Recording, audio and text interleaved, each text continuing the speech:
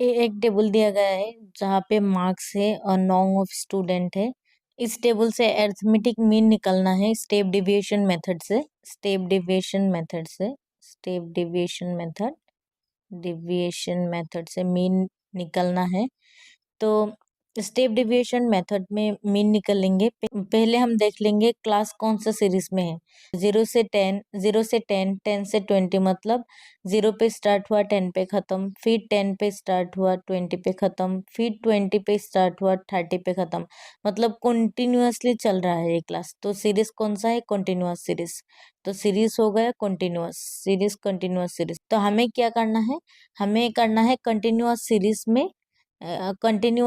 में step deviation method से arithmetic mean निकालना है। तो चलिए, तो स्टेप डिविएशन मेथड पे कंटिन्यूअस सीरीज का फॉर्मूला क्या है देख लेते हैं। तो स्टेप डिविएशन मेथड के कंटिन्यूअस सीरीज का फॉर्मूला है, मीन निकालने के लिए फॉर्मूला है x bar is equal a plus h whole into summation of f d dash divided by n, where a क्या है? assume mean, d deviations, division कैसे निकलते हैं? x माइनस ए, एच है कॉमन फैक्टर, डिविजन्स की जो common factor होती है, एंड डी डैश कैसे निकलते हैं? D by H.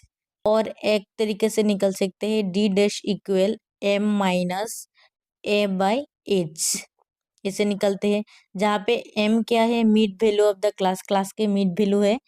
Summation of F D dash मतलब the sum of the products of frequencies and their respective deviations, and n means sum of the total frequency का sum है n मतलब।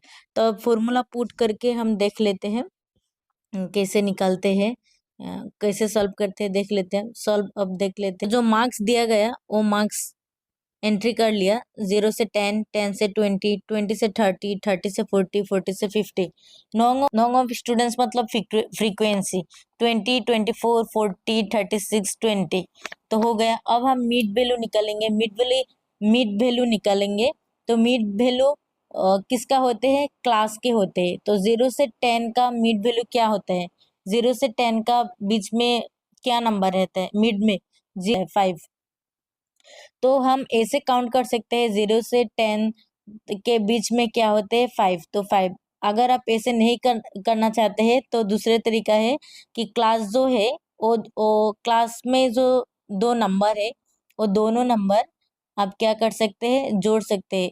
जैसे कि 0 + 10 and divided by 2 कर सकते हैं। तो 10/2 कितना हो गया? 10/2 5 हो गया। तो 10/2 5 हो गया। तो मिड वैल्यू कितना है? 5। तो फिर से 10 और 20 के बीच में मिड में क्या रहते हैं? 15। तो आप ऐसे कर सकते हो 10 + 20/2 मतलब कितना हो गया? 30/2। 30/2 मतलब 15। अल्टीमेटली 15 निकले। तो नेक्स्ट 20 to 30 के बीच में क्या रहते हैं? 25। तो मिड वैल्यू कितना है? 25। 30 to 40 तो 35। 40 to 50 के बीच में क्या रहते हैं? 45। अब हम निकालेंगे एज्यूम मीन। तो एज्यूम मीन मतलब मीन एज्यूम कर सकते हैं। तो मिड वैल्यू से लेंगे हम एज्यूम मीन। तो एज्यूम मीन सपोज मिडिल में जो नंबर है वो ले लिया, तो एज्यूम मीन 25 लिया, ए इक्वल 25। अब हम डिविएशंस निकालेंगे। तो डिविएशंस निकालने के लिए फॉर्मूला क्या था? डी इक्वल एम माइनस ए। एम मतलब मिड वैल्यू, माइनस ए मतलब एम मतलब मिड वैल्यू, और ए का मतलब क्या था? Assume mean. तो एज्यूम मीन तो 25, मिड वैल्यू तो ये सब है। तो अब हम डिविएशंस निकलेंगे। तो एम कितना है? 5। एज्यूम मीन कितना है? 25। तो -25 क्या निकलेगा? -20 मतलब क्या है? 15। 15 ए मतलब क्या है? 25। तो 15 - 25 मतलब -10। फिर 20 एम भी 25 एंड एज्यूम मीन भी 25, तो क्या होगा? 0 होगा। फिर एम क्या है? फिर एम कितना है? 35। तो 35 एज्यूम मीन कितना है? 25। 35 - 25 इज इक्वल 10। तो एम कितना है? फिर से 45, मिडिल वैल्यू 45। एज्यूम मीन क्या है? 25। तो 45 - 25 मतलब 20। तो ए निकल आया डी डेविएशंस। अब डी डैश निकलेंगे। तो डी डैश निकलने के लिए फॉर्मूला है D dash equal D by 10। D मतलब क्या है? डेविएशंस तो मिल गया। तो 10 मतलब factor D by H, formula था D dash equal D by H, H मतलब क्लास फैक्टर।